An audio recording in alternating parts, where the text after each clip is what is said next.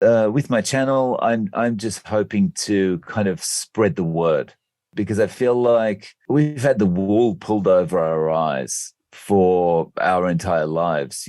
We've been told, eat bread, eat whole grains, eat pasta, eat this, that, the other, have a balanced diet, and you'll be fine. And we're sicker than ever. And I just like to try and get the word out there. And if I can get, one or two more people to give it a try, then it's worth it.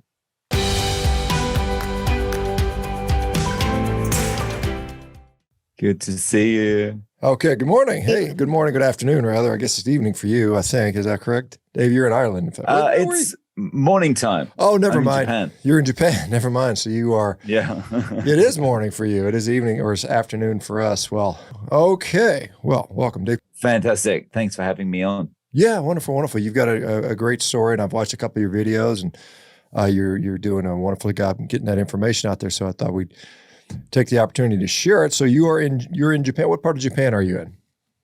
I'm in Osaka. Been here 17 years now. Oh, nice. Okay, wonderful. Well, I guess we will get started. So I understand you had a stroke, and now you are using nutrition to help heal yourself from that. So I guess give us a little background. Where did you grow up? What tell us about the genesis of who you are, if you don't mind. Sure, no problem. So I am Scottish-born Australian. When I was about 6 years old, my family moved to Australia, grew up there. Got the accent, but didn't get the complexion, unfortunately. And so when I was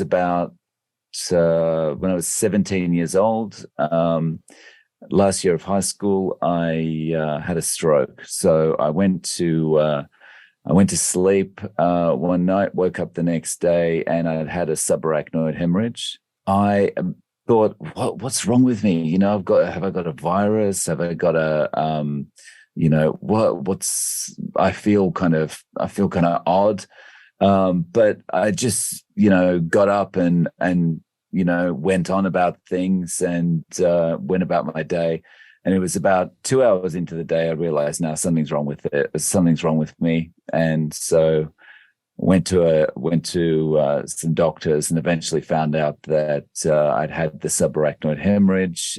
After a few months, had it operated on and all fixed up. But, I had the limp and palsy on my right-hand side and some other brain kind of decisiveness issues and things like that as a result of having had the stroke. But a lot of those things are starting to improve even 30 years on since I've been on the Carnivore Diet. The fact that you can use diet to improve symptoms of strokes may be surprising to other people, but certainly symptoms that have been in place for 30 years, that to me is truly profound. That's really the sort of really remarkable part, because most people, when you have a stroke, they say, you got about a year and you get what you get after a year, more or less. That's common stroke rehab. That may have changed a little bit.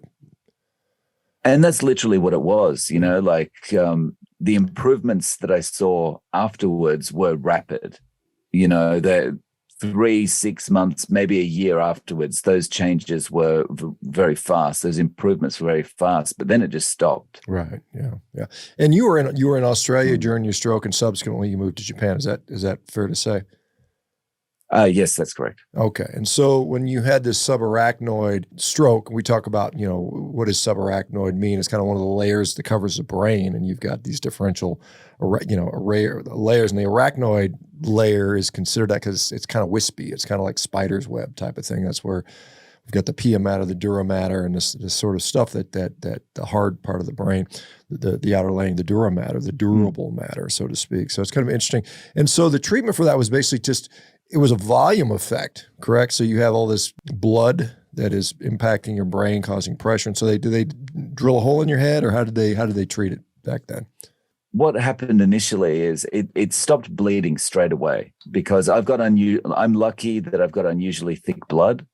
So it clotted very quickly, which is why I was able to wake up the next day and just go about my day mainly as normal for the first few hours anyway.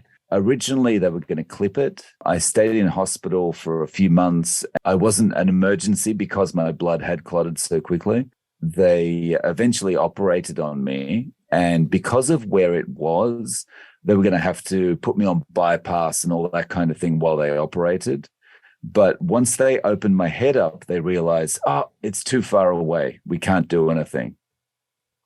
And so I've got this, question mark scar on my head for no reason, like it wasn't operable. And back in 1992, when it happened, there's no internet and there's no easy way to research other ways of operating. But a couple of weeks later, the neurosurgeon came back to us and said, there's an operation that's still being researched, but potentially it can help you. So there was an operation, I think it actually started in Perth, Australia, in Western Australia. And so I had to fly, I was in Melbourne, I had to fly across the country to Perth. I had an operation that basically inserted platinum coils into the aneurysm and filled the aneurysm and occluded it. That's how they fixed it. They filled it with platinum. Yeah, the coiling is now that's much more popular now. I remember when that first started coming out as an intervention for these neuroradiologists were doing all this coiling, reaching places you couldn't reach, snaking it through the vascular to get there. What caused the stroke in the first place? I mean, it wasn't a trauma, or what happened that caused it? Do you know? So all I've ever been told is it's just a congenital weakening in the blood vessel that ballooned out eventually over time. And, I was unlucky that day. Yeah, and I'm guessing, maybe I'm being presumptive here, but I suspect that the neurosurgeon back in 1992 didn't tell you to go on any specific diet to address this, did they? No, I got no advice other than, take blood thinners. I got no advice at all. So what level of, you have this stroke, you have all these, you like you said, you get some dramatic loss of function, and then you claw some of that back within the first year. What had you been left with? What was a residual deficit that you had and you'd been dealing with for 30 years? Where were you at? When I'm walking, dragging my foot behind me. I used to be a public speaking trainer, and when I would watch myself on video, we often had to tape ourselves for in-house trainings and stuff. I'd be rewatching myself on video, and I'd just be shaking my head because it looked so awful watching me walk around the room kind of limping, up and down like this. That also became more pronounced as I got tired. You could probably tell like this eye is a little bit more droopy than the other one. Okay. There are issues like, brain fog, not being clear about stuff, and kind of coupled with that, my decisiveness really suffered after the stroke. Apart from that, life is normal. What made you decide after 30 years of having this to try Carnivore Diet? Was it specifically to try to address some of these symptoms, or was there something else going on? Because, had you had any idea that was going to help your stroke, or what propelled you to try this? No idea at all. So what the catalyst for this was early June. I went to see my doctor about some other issues, and the doctor said to me, "You're likely pre-diabetic. You are also, you need to do something about the alcohol." And I think the alcohol was the biggest thing for me, actually, because he wanted to put me on a drug to stop the alcohol where I would, it would make me violently ill if I took alcohol with the drug. Yeah. Hearing these things was kind of a wake-up call. And I just decided, you know what? I'm going to go keto. I knew keto would work for me. I've been on keto low carb before, like back in 2000, I went on the Atkins diet, and the Atkins diet worked wonders for me. And it was just like, I always had this feeling like this was just made for my body. This diet, this way of eating was just made for my body. But back in 2000, there was a lot of negative media coverage in Australia about the Atkins diet. I had, people telling me, don't do this, you're going to kill yourself. And, a guy I worked with who was a trained nutritionist, he was like saying, no, you need to be eating all this balanced kind of, vegetables and rice and blah, blah, blah. And eventually I just caved to the pressure, gave up. And of course the weight comes back on. So when the doctor gave me that news at the beginning of June, I thought, okay, well, I'm going to have to do something about it. So I went on keto. And that keto then became carnivore after I was having trouble with the vegetables I was eating.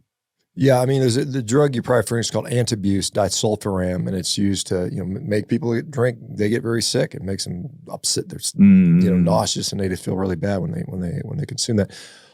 So the doctor that recently diagnosed you or said it looks like you're pre-diabetic, was this in Japan or was this in Australia? Japan. Japan. Okay, so you've I mean, over the last 17 years, you've pretty much had all your care, and you've lived exclusively in Japan. Is that fair to say? That's right. What? So I'm curious. I don't get to interact a lot with the healthcare in Japan. Are they pretty much the same as Australia, the same as U.S., low fat, no red meat? I mean, or do they have a different take over there?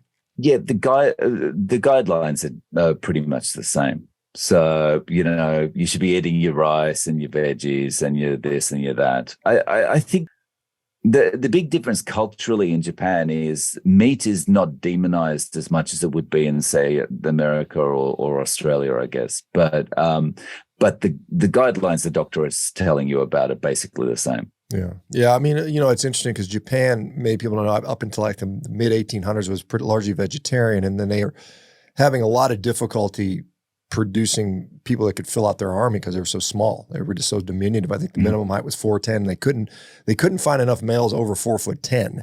And so the emperor at the time said, hey, we got to start eating meat. And so they did that. And then their population height increased. And while they don't consume as much meat as, say, Australia, or red meat as much as, say, Australia or the United States, it has gone up dramatically in the last, couple of decades. They're certainly taking to it more, and their longevity still is among the highest in the world, despite the fact that they're eating more and more meat all the time. So let me ask you, because you had the stroke, you've had it for 30 years, you went on an Atkins diet in 2000-ish. That was still in the time post-stroke. Did you notice an improvement in stroke symptoms with an Atkins diet or keto diet, or was it something different that carnivore gave you? I didn't notice this kind of thing with Atkins. And all I've been able to guess is it's something to do with the saturated fat on carnivore. Because when I was doing Atkins, I was still in the mindset that, it should always be lean meat. So like I was doing lean chicken, lean beef, occasionally lean pork, but never, like I'm eating so much saturated fat now. It's, yeah. Well, let's talk about what has happened. I mean, how has carnivore helped your health in general, the pre-diabetes, and certainly the stroke symptoms? Have you seen, are you still dragging your leg, or has that gotten better, or what's going on? I'm still, that's never going to go 100% with the dragging the leg, but it is so much more improved. Just another health issue that kind of was happening at the same time. In 2021, maybe mid 2021, I developed arthritis in my left knee. It just came on suddenly and got increasingly more difficult to walk. When I went to the clinic about it, they just gave me steroid injections, and I had to come back weekly for massages and all that kind of thing. And that helped me a little bit, but that just made it manageable. And so with the limp on my right side and then the arthritis in my left knee, when I was walking, it was comical. I couldn't run to save my life. And walking was awful.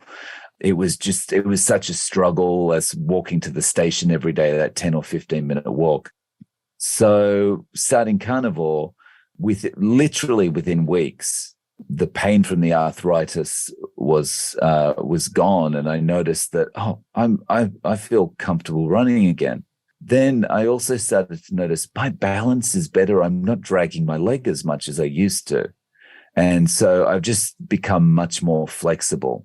And it's really improved my movement, my balance. Of course, if I get really, really tired, then I'm still dragging the leg a bit, but it's nothing in comparison. It's hard to say how much it's improved, but just the quality of my life is so much better. Yeah, it's interesting, when we think about, because some of it, you mentioned maybe some of it's the knee arthritis improving, but there seems to be an actual central nervous system neurologic improvement there. And you think about our brain and our nervous system is mostly made out of fat. I mean, and it's kind of like it would kind of make sense that maybe providing more of that for our developing or repairing brain would make sense. And curious as to what you have access to in Japan. I mean, obviously people know Japan for their seafood, and there's a lot of pork in Asia in general. And, we've all heard of the Wagyu specific beef there. That's very much a delicacy there. But what do you typically eat day to day now on a carnivore diet? On a daily basis, I'm pretty time poor. So I'm just eating some simple foods. Like I eat about 10 eggs a day with some cheese and about 600 grams of ground beef, which is about, I guess, just over a pound. Mm-hmm. And I'm only eating once a day. So like I eat breakfast and then I'm satiated. I don't eat again until the next day. And how has that affected? I mean, obviously you mentioned the effect it had somewhat on the arthritis, a little bit on the stroke symptoms. Any other effects you've noticed? Sure. Gut health, skin, cognition, anything? Yeah. So clearer skin, feels like I've got stronger nails and teeth, no more flatulence. As I mentioned before, I used to be a public speaking trainer, and I'd be walking around the training room, especially after lunch, always worried about I'm going to let one rip if I have to bend over and pick something up or something like that. That's gone. I had gum disease, that's gone.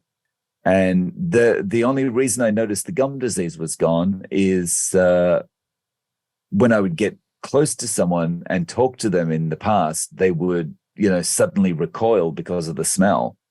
And that doesn't happen anymore. Yeah. So that's important because, you think about how diet impacts. If your teeth are rotting out of your head on a diet, it may indicate that the diet's not the right diet. Right. So I think that's a pretty good sign there. What is, you've been doing this now, what, 6, 7 months? I can't remember when you said you started the carnivore. About 6 months. 6 months now. So maybe not long enough to, but I'll ask it anyway.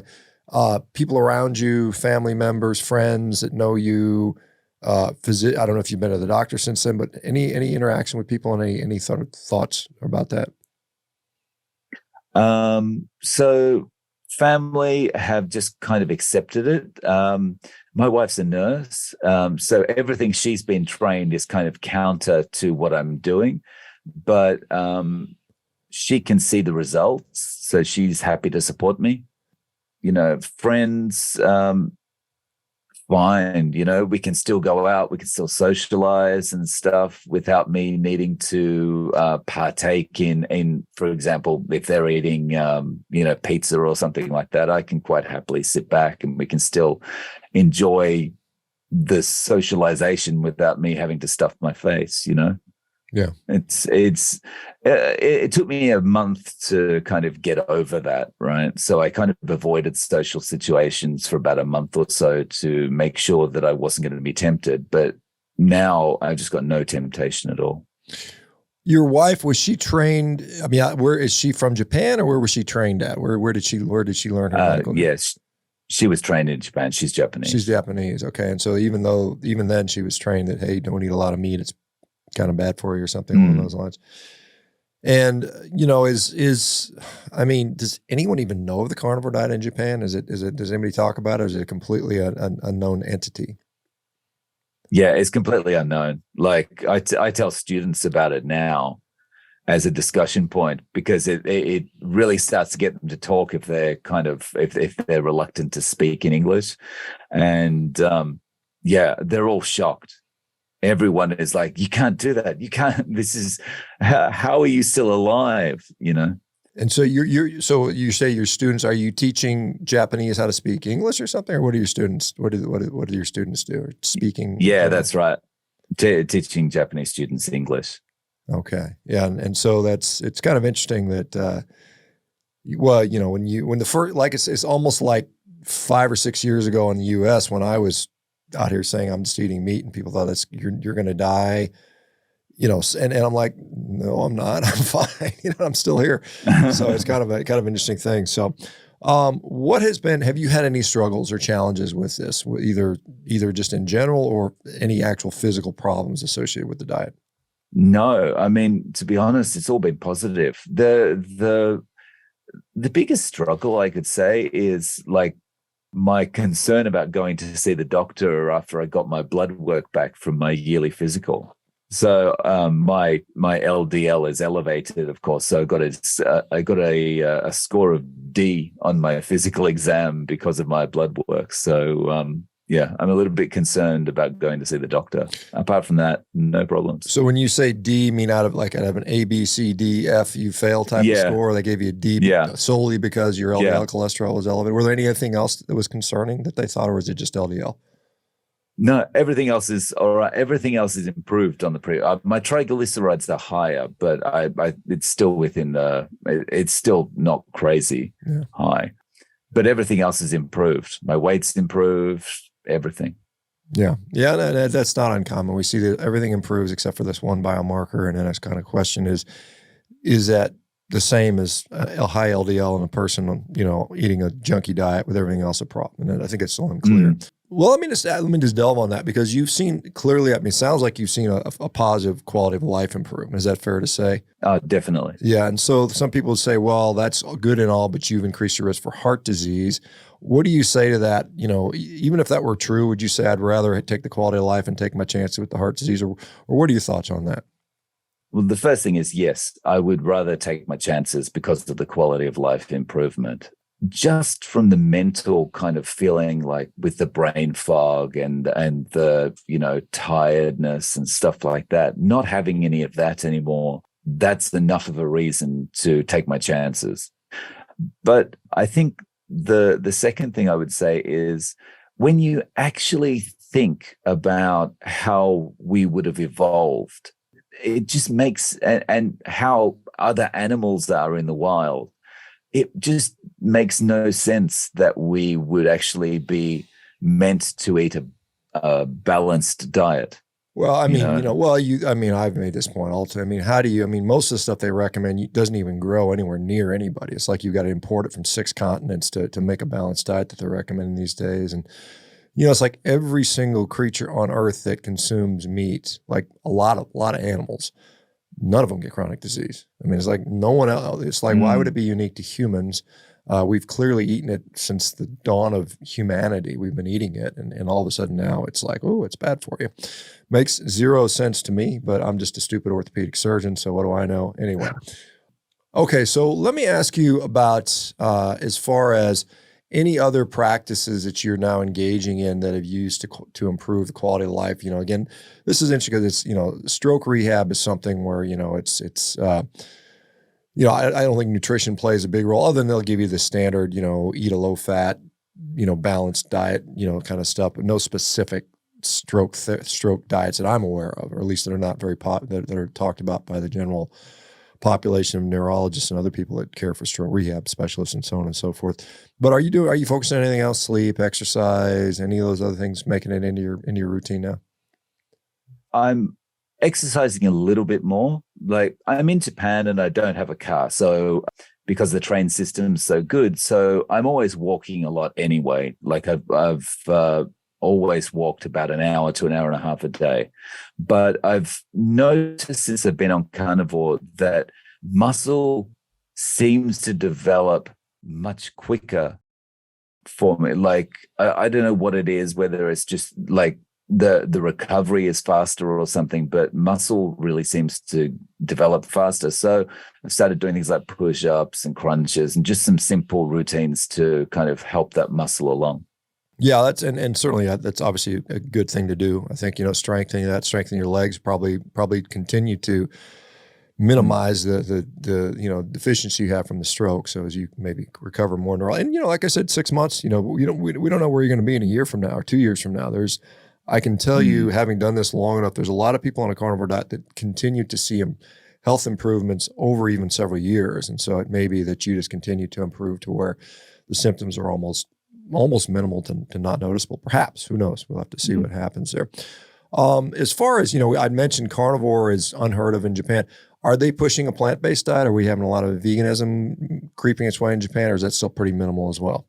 Yeah, it's pretty minimal. So there are some places coming out with like plant-based burgers and all this kind of thing. But generally in Japan, because meat isn't demonized, they're not really pushing plant-based at all.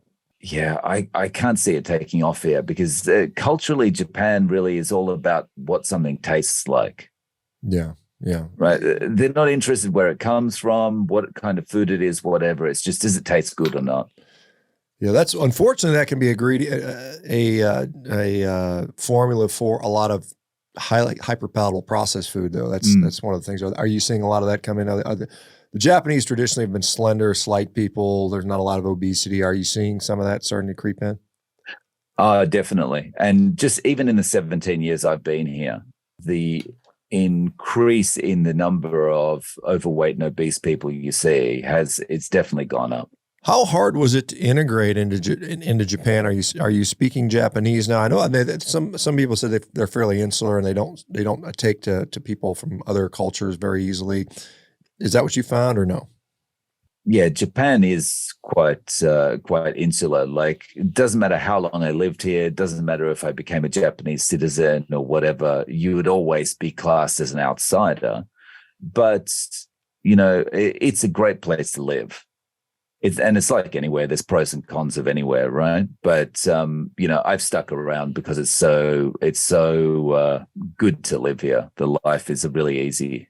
Yeah. Yeah. How's I guess since I have you here, we always talk about carnivore stuff, but I don't talk about Japan. What do you like about Japan that maybe you didn't get in Australia or don't like?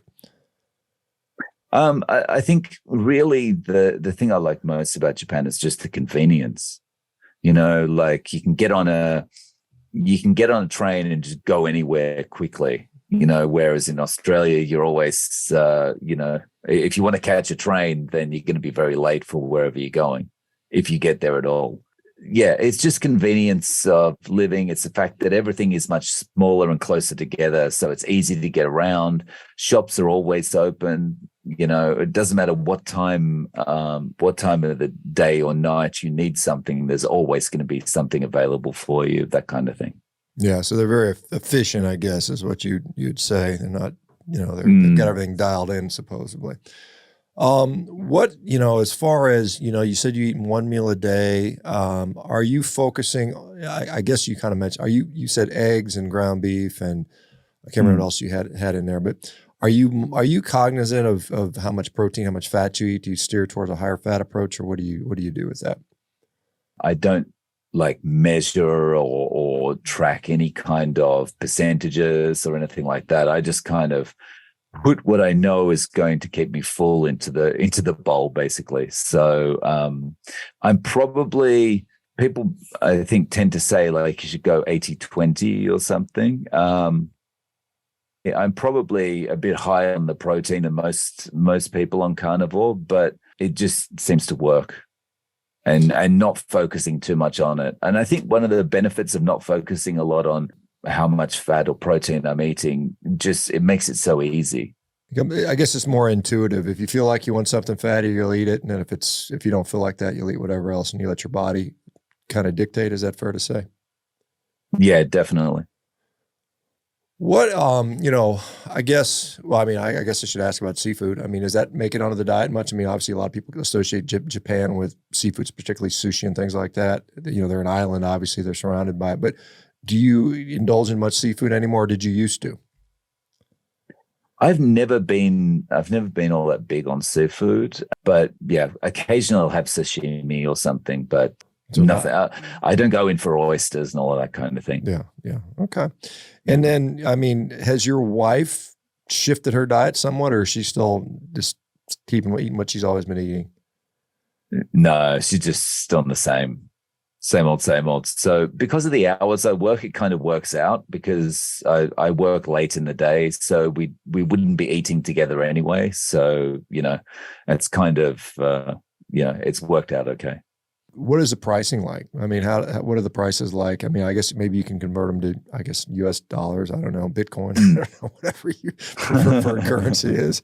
Just over a pound of ground beef cost me about $9. Okay. So that's about double what it is in the US, something like that, I'd say.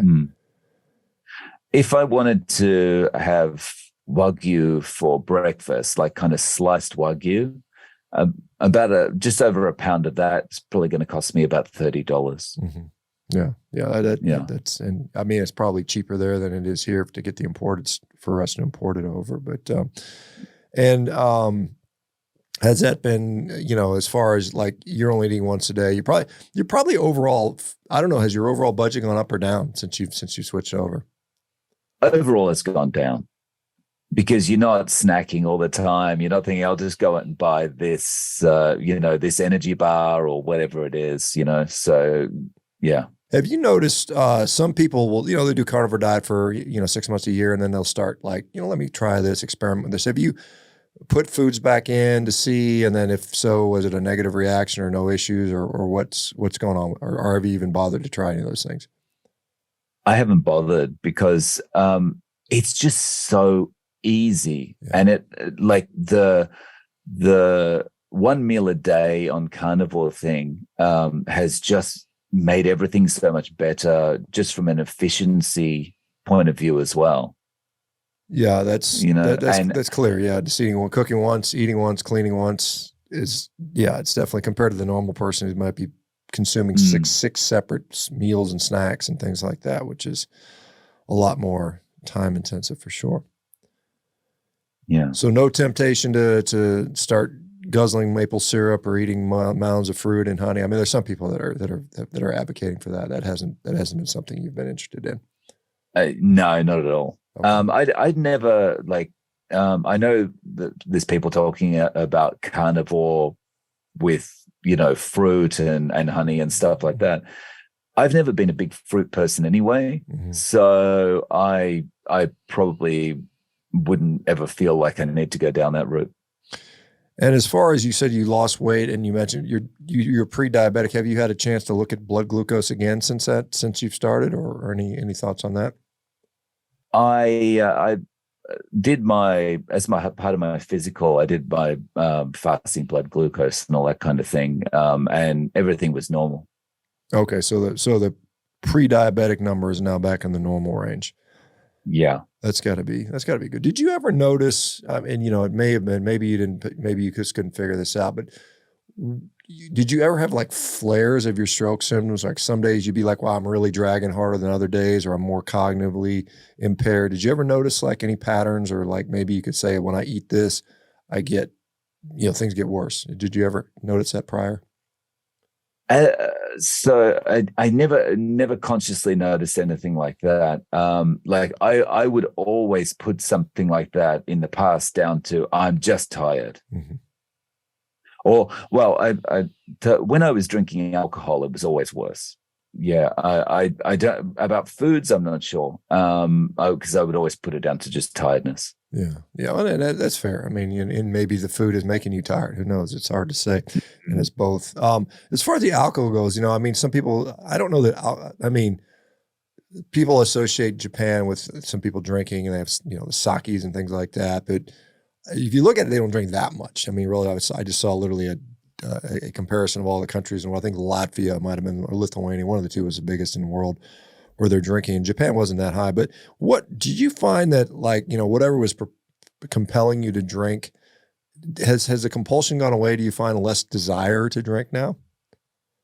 I don't find any desire to drink at all. So Japan has an easy access to drinking culture. So one of the problems with drinking before was it's acceptable to kind of drink on a train here in Japan, right? So I'd be coming home from work late at night and, to relax after a stressful day, you get the beer from the convenience store and you just, drink the beer on the train on the way home, that kind of thing. And it just kind of escalates from there. That was probably the hardest habit to break. But now I don't feel anything. And I feel like part of the reason I don't feel like compulsion anymore is because when you're on the carnivore diet, you're more that you have this more of a feeling of self-control. Yeah, that's true. I think that's fair to say. Let me ask you, you've been, obviously you like speaking, you've got a nice studio set up. So you're set up to get this message out there. And like I said, somebody, I can't remember who brought you to my attention, but I watched a couple of your videos and I said, oh, this is really interesting to see. Are you getting any negative pushback? Usually people are saying, hey, I'm out here healing disease. Now I'm out there, putting studies up that vegans don't like and sometimes making fun of. So I get a lot of negativity there, but are you getting negative pushback saying, hey, Dave, you are eating a bad diet. You're going to die of cancer, heart disease. You're destroying the planet. Is any of that coming your way or no? Yeah, there's quite a bit. YouTube catches a lot of the comments that are really bad. I received actually a comment overnight that was something like, yeah, you'll see when your LDL is through the roof and that causes atherosclerosis, you'll be dead before you know it, that kind of thing. Mm. So you get people commenting stuff like that, but I don't feel that. I think I've watched enough from people like I can't remember his name. This is an Australian doctor. I've watched enough stuff about LDL and when LDL can be negative for you and when it isn't and stuff like that. That I'm comfortable. You might be talking about Paul Mason. I'm guessing probably Paul. Yes, that's right, Paul Mason. Yeah. It's interesting. Like I said, you're a guy out here just sharing a recovery story, which is wonderful. And then you have people sort of go after you. Now, I think it's important to point out that the type of stroke you had was a bleeding stroke and not an atherosclerotic clot type stroke, which is a lot of people associate atherosclerotic disease when we see strokes with that. So there's different types. And interestingly, the literature supports that vegan diets actually increase the risk of the type of stroke you had, the hemorrhagic type strokes. And so it is, kind of interesting now that you're on an animal-based diet and maybe, who knows? Your diet back when you were a kid, 17-year-olds, probably typical junk food kid diet, I'm assuming, or what were you eating back then? Do you remember? Yeah, junk foods. Yeah, definitely. Yeah. Interesting. It's kind of, if you could go back, 30 years and 35 years and tell your 12-year-old self, which you probably would never listen. I mean, I wouldn't listen to myself. I can imagine. I'm like, what would you tell yourself? And I'm like, I'm not sure how to listen to me, because you're just kind of stubborn at that age. But, you could have avoided the stroke and all that stuff. And it would have probably, change the course of your life, I would imagine, to some degree. Have you had any other like post-stroke people now contact you with any of this? Have you heard anybody else so far? I don't think so. No. Sorry, I have. On my channel, when I put out one of the videos, the reason I put out the video that you mentioned in one of your videos about post-stroke recovery was because after I briefly mentioned having the stroke in one of my initial videos, it was flooded with comments of people saying, my wife had a stroke 2 years ago and being on the carnivore diet has improved everything for her, that kind of thing, And I wish I had I've got to actually tally this up.